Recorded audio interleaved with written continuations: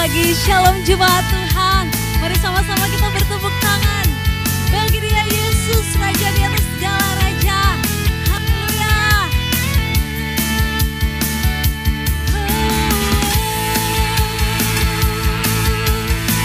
Kami mau bersorak bagi-Mu Tuhan, sebab Engkau Allah yang menjadikan kami lebih dari pemenang.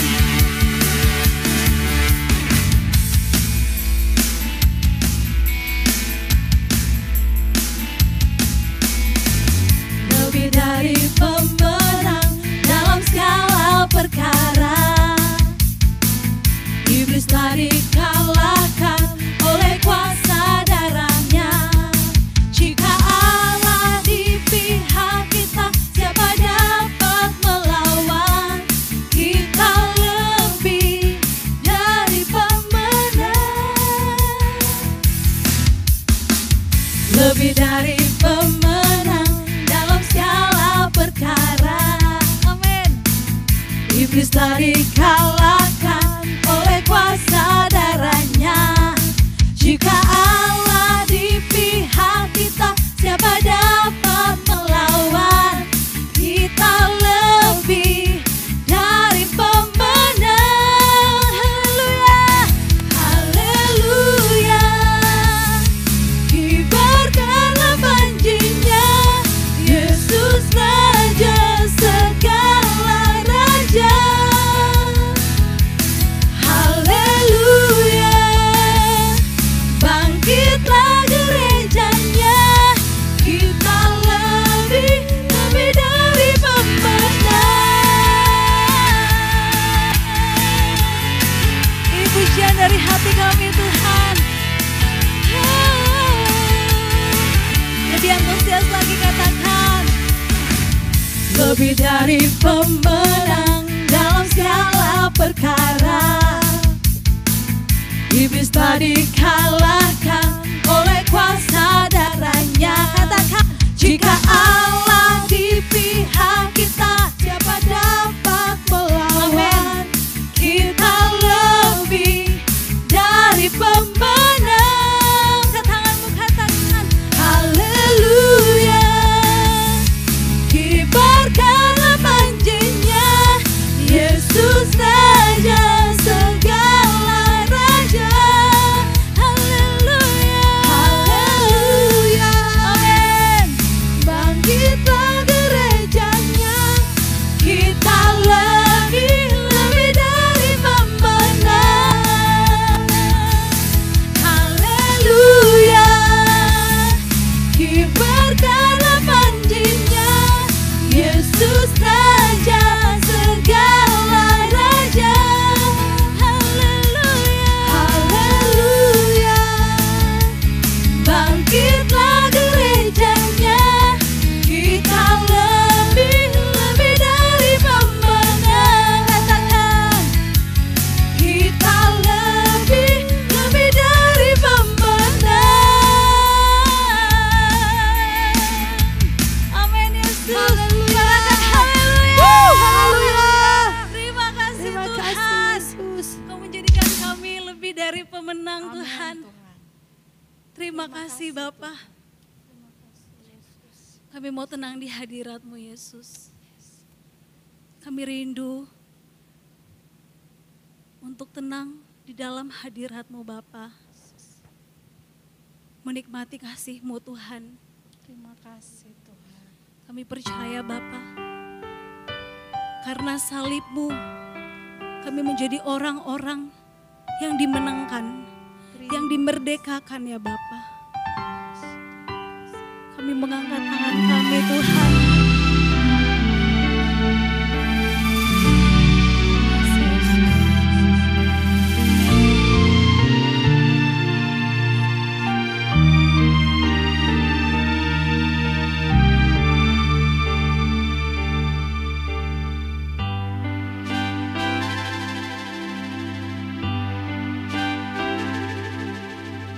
Hanya Kau Tuhan di hidupku.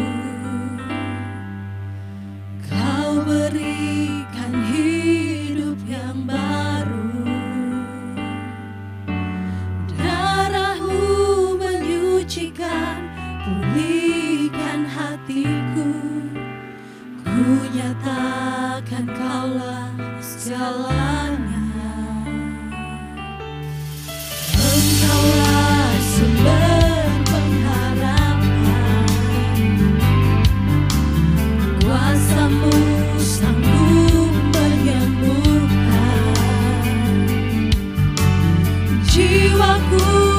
berserah hanya kepadamu Yesus.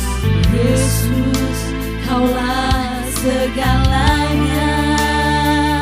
Angkat kedua tanganmu dan katakan, karena salibmu ku hidup, karena salibmu ku menang.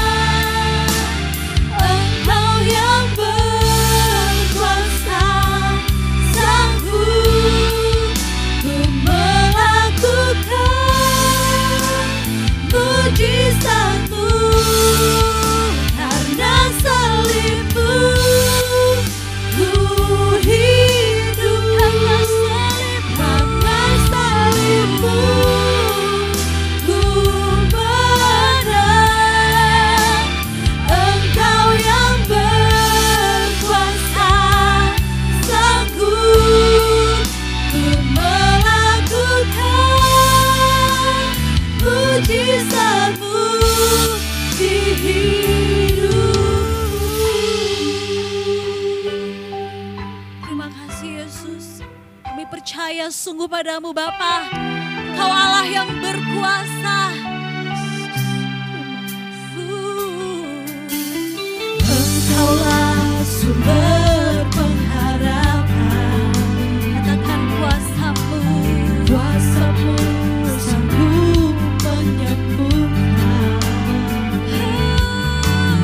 Jiwaku pun berserah hanya kepadamu. Yesus, Kaulah segalanya.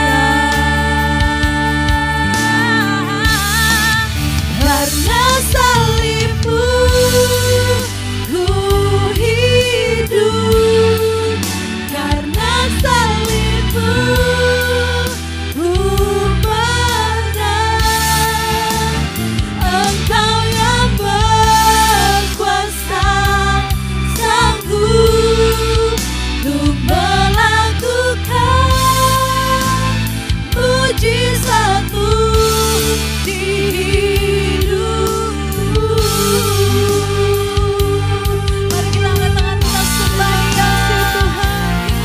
Karena salib-Mu Yesus, kami ada Tuhan. Terima kasih Bapa, kuasa-Mu ada bagi kami Bapa.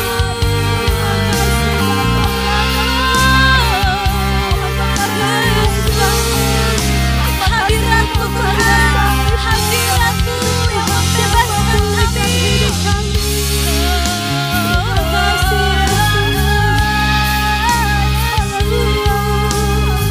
Di dalam-Mu kami menang Tuhan. Ada pemulihan terjadi. Terima kasih Bapa. Setiap salib-Mu Tuhan kami menang. Terima kasih Yesus. Amin.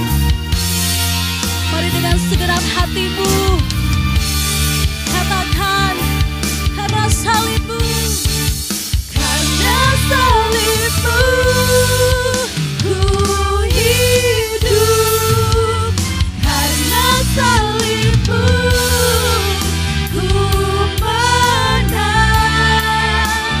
Engkau yang berkuasa, sanggup ku melakukan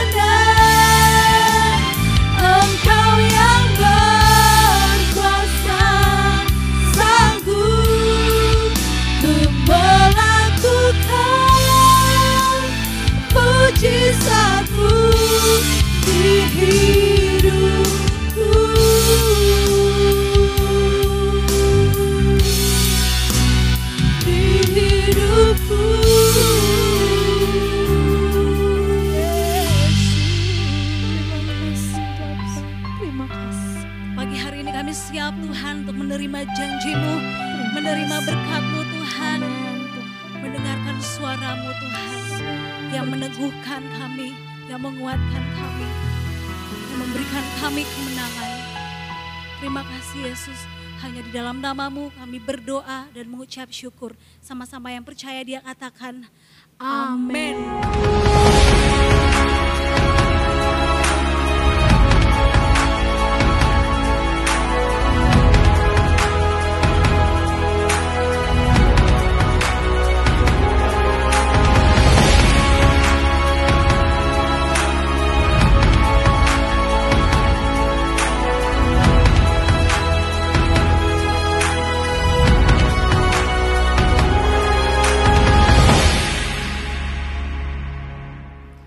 Selamat pagi, shalom, salam damai sejahtera untuk semua kita dimanapun kita berada. Saudara, dari tempat ini saya ingin mengucapkan selamat hari Minggu dan terlebih khusus lagi selamat merayakan dan memperingati Pentakosta, tercurahnya Roh Kudus atas kehidupan semua orang yang percaya. Saudara, ini hari yang spesial, hari yang istimewa karena di seluruh dunia pada hari ini kita memperingati dan merayakan tercurahnya kuasa Roh Kudus, Pentakosta dalam kehidupan semua kita. Dan dalam kesempatan ini saya ingin menyapa Bapak Ibu yang ada di MDC AIMAS yang mengikuti ibadah online kita pada pagi hari ini. Selamat pagi Bapak Ibu, Tuhan memberkati setiap kehidupan Bapak Ibu yang ada di MDC AIMAS. Memang situasi dan kondisi belum memungkinkan kita untuk beribadah dengan normal di gereja kita masing-masing, tapi saya percaya itu tidak akan mengurangi semangat Bapak Ibu untuk senantiasa bersekutu dengan Tuhan. Amin. Baiklah saudara-saudara yang terkasih, kita akan segera memulai perenungan firman Tuhan, dan saya berharap Bapak Ibu masih ingat bahwa tema kita sepanjang bulan ini adalah berjalan dengan iman, walking by faith. Dan kita sudah belajar saudara bahwa berjalan dengan iman, sikap iman yang teguh itu harus diwujudkan dalam 5 sikap atau perilaku. Minggu yang pertama kita belajar sikap ketaatan, minggu yang kedua kita belajar tentang komitmen, minggu yang ketiga kita belajar tentang keteguhan hati. Minggu yang keempat, yang kemarin kita belajar tentang kegigihan. Dan minggu ini, minggu yang terakhir, kita akan belajar tentang sikap perilaku kerendahan hati. Yaitu responding in humility. Merespon dengan sikap kerendahan hati. Saudara, kita akan belajar dari kehidupan doa daripada Nabi Elia. Saudara, sebagai pembuka kita akan membaca dari Yakobus pasal yang kelima ayat yang ke-17. Saya akan bacakannya bagi setiap kita. Elia adalah manusia biasa, sama seperti kita. Dan ia telah bersungguh-sungguh berdoa supaya hujan jangan turun. Dan hujan pun tidak turun di bumi selama 3 tahun dan 6 bulan. Ayat ini mengatakan saudara-saudara bahwa Elia itu sungguh-sungguh berdoa. Nah, kesungguhan hati Elia berdoa itu berkaitan erat dengan kerendahan hati daripada Elia. Saya menyimpulkan saudara-saudara bahwa kerendahan hati seseorang itu bisa kita nilai dari cara dia berdoa. Dari sikap dia berdoa. Ya, jadi alat ukurnya adalah bagaimana cara dan sikap seseorang ketika dia berdoa. Karena saudara, sikap orang pada saat berdoa itu bisa berbeda-beda. Ya, sebagai contoh saja, apakah orang itu bisa berdoa dengan sikap sombong? Bisa saudara-saudara. Kalau kita baca dalam Alkitab ada contohnya. Tuhan Yesus memberikan perumpamaan bagaimana seorang ahli Farisi dan pemungut cukai, mereka datang di hadapan Tuhan kemudian berdoa. Mari sama-sama kita lihat ayat-ayat tersebut saudara-saudara. Di dalam Lukas pasal yang ke-18 ayat yang ke-11 sampai 14. Demikian bunyi firman Tuhan. Orang Farisi itu berdiri dan berdoa dalam hatinya begini. Ya Allah, aku mengucap syukur kepadamu karena aku tidak sama seperti semua orang lain. Bukan perampok, bukan orang lalim, bukan pezinah, dan bukan juga seperti pemungut cukai ini. Aku berpuasa 2 kali seminggu, aku memberikan 1/10 dari segala penghasilanku. Tetapi pemungut cukai itu berdiri jauh-jauh, bahkan ia tidak berani menengadah ke langit. Melainkan ia memukul diri dan berkata, Ya Allah, kasihanilah aku orang berdosa ini. Aku berkata kepadamu, orang ini pulang ke rumahnya sebagai orang yang dibenarkan Allah, dan orang lain itu tidak. Sebab barang siapa meninggikan diri, ia akan direndahkan. Dan barang siapa merendahkan diri, ia akan ditinggikan.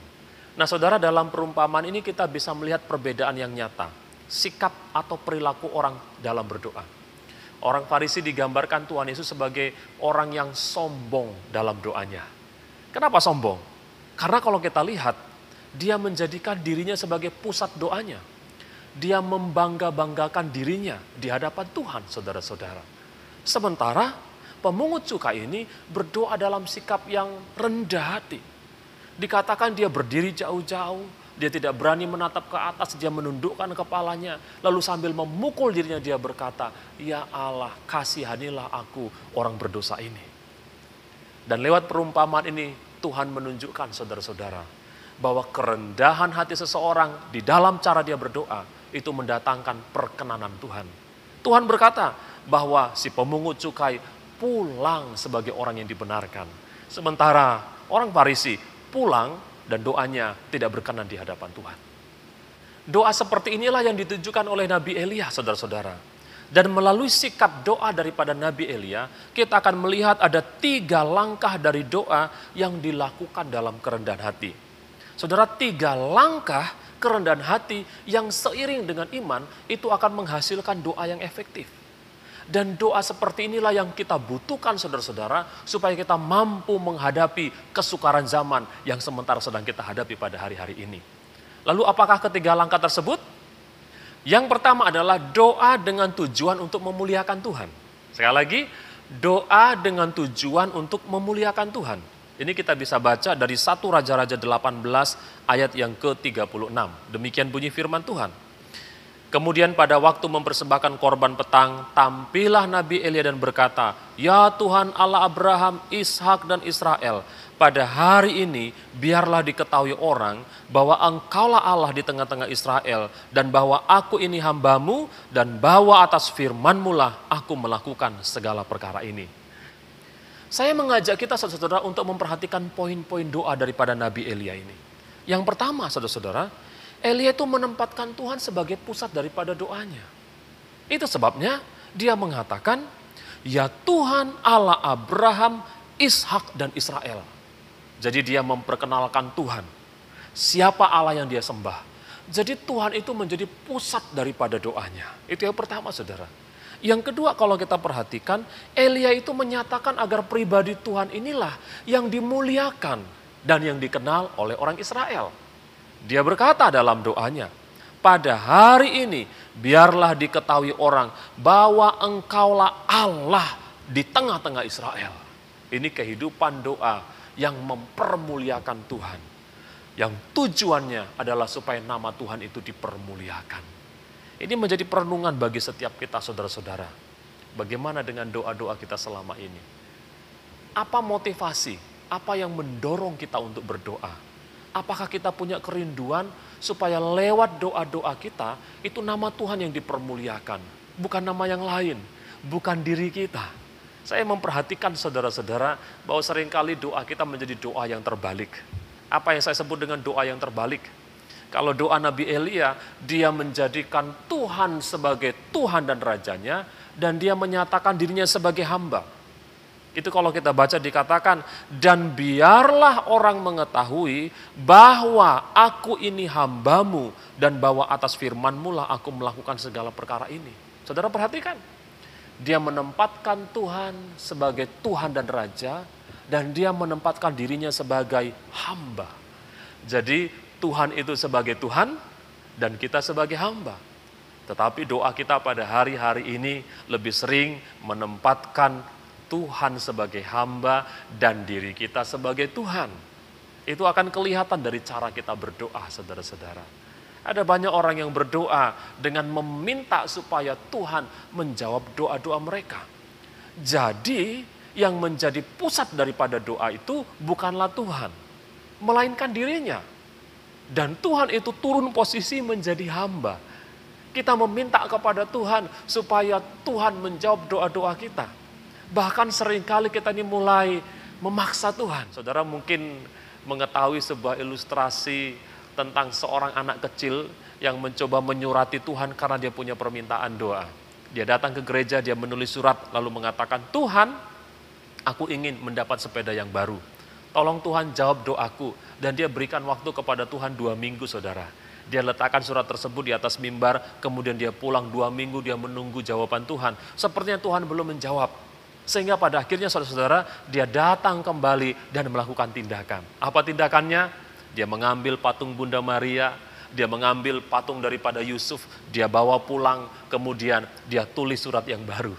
Dia mengatakan seperti ini, Tuhan, aku sudah menunggu 2 minggu dan Tuhan belum menjawab doaku. Maka ketahuilah Tuhan, aku sudah menyandera orang tua daripada Tuhan Yesus. Tolong jawab doaku supaya kedua orang tua daripada Tuhan aman-aman saja. Saudara-saudara, ini mungkin kisah yang lucu untuk diceritakan. Tetapi pada kenyataannya banyak orang Kristen yang juga melakukan yang mirip saudara-saudara. Yaitu mengancam Tuhan. Pada waktu berdoa kita mengancam Tuhan. Pada waktu kita berdoa kita menjadikan diri kita sebagai Tuhan. Dan kemudian menurunkan posisi Tuhan sebagai hamba yang harus menjawab doa kita. Dan kalau Tuhan tidak menjawab doa kita, maka kita mulai mengancam Tuhan. Tuhan, saya sudah berdoa 3 kali untuk masalah ini. Tuhan tahu betul saya sangat menantikan jawaban doa. Tuhan, ini terakhir kalinya saya berdoa. Dan saya minta Tuhan menjawabnya. Kalau tidak, sorry Tuhan, saya akan berhenti pergi beribadah. Apa gunanya saya pergi beribadah kalau Tuhan tidak menjawab doa saya? Saya akan berhenti melayani. Apa gunanya saya melayani kalau Tuhan tidak menjawab doa-doa saya? Jadi itulah doa yang tidak mempermuliakan nama Tuhan. Yang kedua, saudara-saudara, doa dalam penyerahan diri kepada Tuhan. Ini kita bisa baca di dalam ayat yang ke-42. Demikian bunyi firman Tuhan. Lalu Ahab pergi untuk makan dan minum. Tetapi Elia naik ke puncak gunung Karmel, lalu ia membungkuk ke tanah dengan mukanya di antara kedua lututnya. Saudara-saudara, kerendahan hati Elia itu mempengaruhi sikap dan cara dia berdoa. Dikatakan saudara, dia membungkuk ke tanah dan mukanya itu di antara kedua lututnya. Jadi posisinya dalam sikap bersujud, kemudian dia membawa kepalanya sejajar dengan lututnya. Dia merendahkan dirinya serendah-rendahnya di hadapan Tuhan. Saya percaya saudara-saudara bahwa doa yang dilakukan dalam penyerahan diri kepada Tuhan itu pasti akan mempengaruhi sikap dan cara kita berdoa. Doa yang dilakukan dalam kerendahan hati pasti membawa dampak saudara-saudara. Ini yang kita pelajari daripada sikap Nabi Elia. Artinya saudara-saudara, Elia meyakini bahwa hanya Tuhan saja yang mampu untuk menjawab doanya. Dan dia melakukan bagiannya, yaitu dengan menyerahkan diri sepenuhnya kepada Tuhan dalam sikap kerendahan hati. Saudara, sikap tubuh Elia, yaitu posisi kepala dan posisi lututnya, ini bagi saya memberikan gambaran yang sangat indah tentang penyerahan diri. Saya gambarkan seperti ini saudara-saudara. Berlutut itu adalah gambaran kehidupan doa. Sedangkan kepala itu adalah gambaran dari pengetahuan, akal budi, dan kemampuan kita sebagai manusia. Itu artinya dia tidak lagi bergantung kepada pengetahuan dan kemampuan dirinya. Tapi dia membawa seluruh kemampuannya tersebut di dalam sikap doa dan dia berserah dalam kehidupan doa. Seringkali saudara-saudara dalam sikap doa kita ini kita mengatakan kita sudah menyerahkan sepenuhnya kepada Tuhan. Tapi kita masih lebih mengandalkan pengetahuan kita, isi kepala kita, kemampuan kita lebih daripada bergantung kepada Tuhan. Nah ini yang sepertinya disebut dengan doa dengan kepala yang terdongak. Doa dengan kepala yang tengadah. Sama seperti perumpamaan Tuhan Yesus tadi tentang pemungut cukai dengan orang Farisi yang berdoa. Orang Farisi berdoa dengan berdiri, menengadahkan kepala. Sementara pemungut cukai, dia menundukkan kepalanya bahkan tidak berani melihat kepada Tuhan. Inilah sikap kerendahan hati daripada berdoa. Yang ketiga adalah berdoa di dalam sikap ketekunan, ayat 43. Setelah itu ia berkata kepada bujangnya, naiklah ke atas, lihatlah ke arah laut. Bujang itu naik ke atas, ia melihat dan berkata, tidak ada apa-apa. Kata Elia, pergilah sekali lagi. Demikianlah sampai 7 kali. Saudara-saudara, sebenarnya nilai doa tidak bisa dilihat dari seberapa lama kita berdoa, dan kemudian berapa durasi waktunya kita berdoa, dan seberapa indahnya kata-kata yang kita susun di dalam doa. Tidak saudara-saudara, Karena saya menyimpulkan bahwa nilai doa itu tergantung dari seberapa tekun kita berdoa.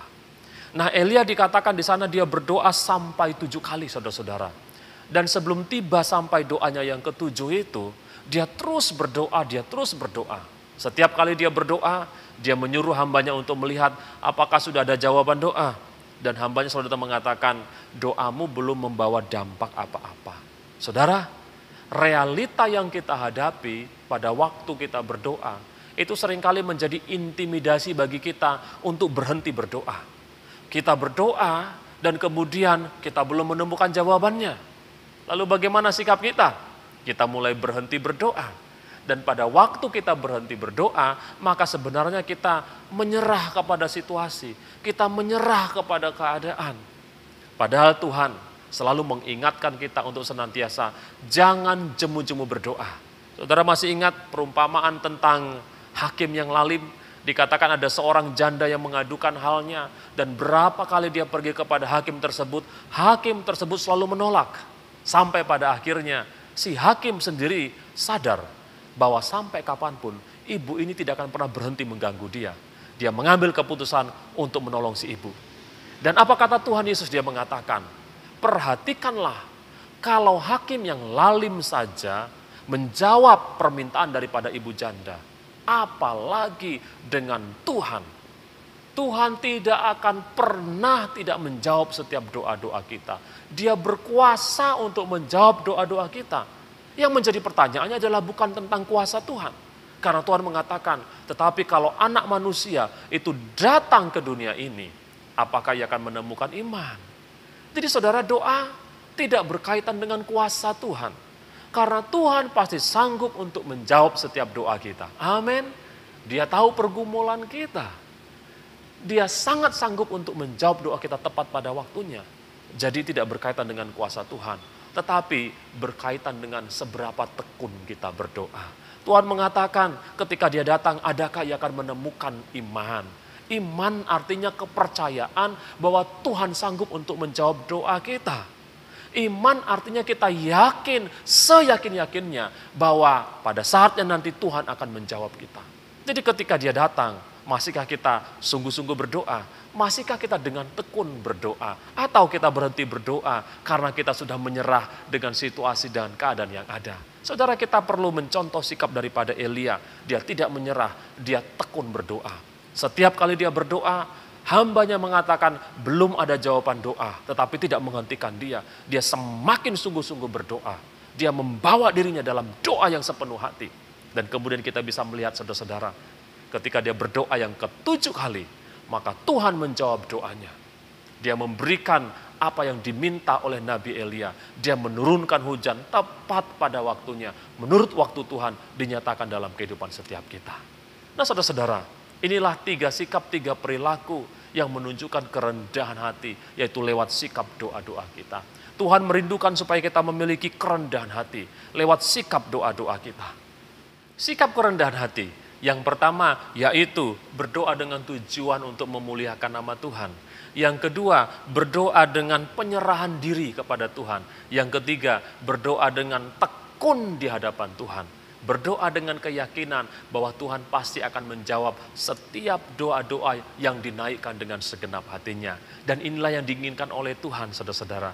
Hari-hari ini Tuhan merindukan orang-orang yang berdoa dalam sikap kerendahan hati.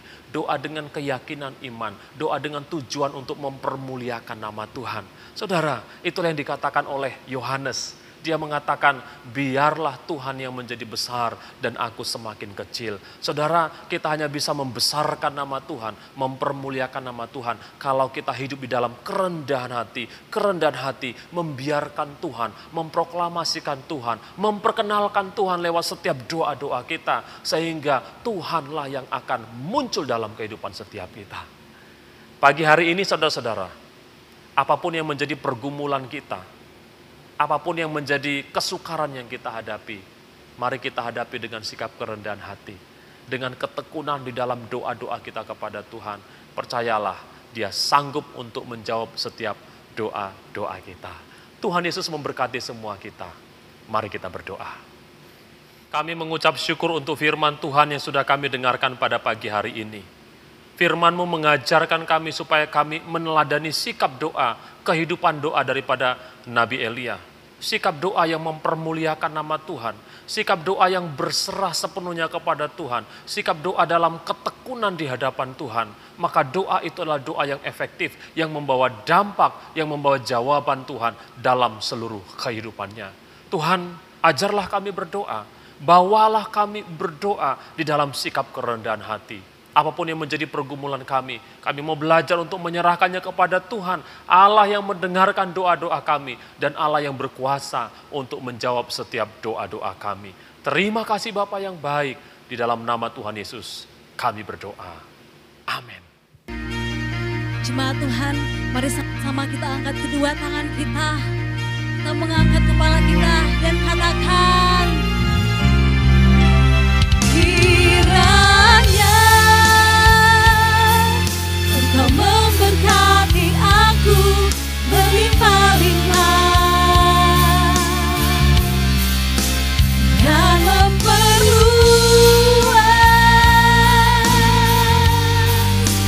daerahku, dan kiranya tangan-Mu menyertai aku dan melindungi aku daripada malapetaka. Amin. Sehingga kesakitan tidak menimpa aku. Kami percaya padamu Tuhan.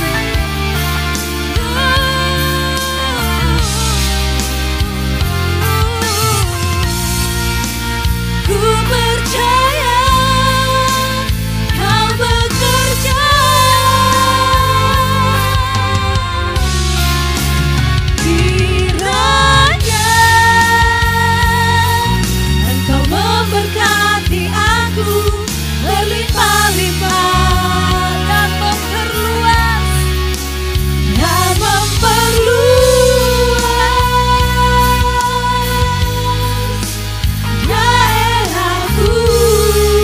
Janji-Mu Bapa, dan kiranya tangan-Mu menyertai aku dan melindungi aku daripada malapetaka, sehingga kesakitan tidak menimpa aku. Lebih sungguh mengatakan, kiranya Yesus Engkau memberkati aku berlimpah-limpah. Janji-Mu ya dan amin. Dan memperluas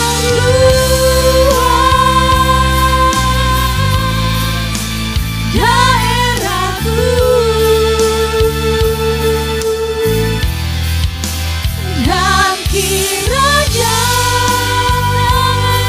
tangan-Mu menyertai aku dan melindungi aku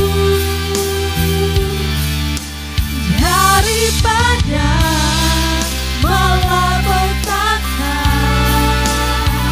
sehingga kesakitan tidak menimpa aku. Kami percaya Engkau Yesus.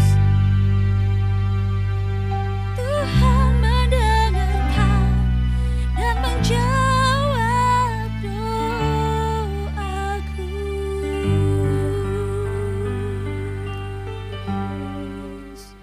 Kita akan mengakhiri ibadah kita. Mari sama-sama kita persiapkan diri kita dan kita berdoa.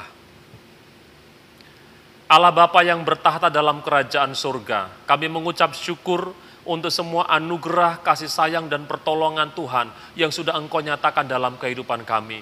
Terima kasih Bapa, karena pada hari ini Engkau mengizinkan kami untuk beribadah kembali di hadapan-Mu. Suatu anugerah, suatu kemurahan Tuhan yang kami rasakan dalam seluruh kehidupan kami. Oleh karena itu ya Bapa, kami menghadapkan wajah kami kepadamu, dan biarlah Tuhan Allah yang memberkati kami semua, dimanapun kami berada, apapun yang kami kerjakan, bahkan semua pergumulan kami datang kepada Tuhan dengan kepercayaan iman bahwa Tuhan yang akan menjawab setiap doa-doa kami. Terima kasih Bapa yang baik, terpujilah namamu, hanya di dalam nama Tuhan Yesus kami berdoa. Amin. Tuhan Yesus memberkati setiap kita.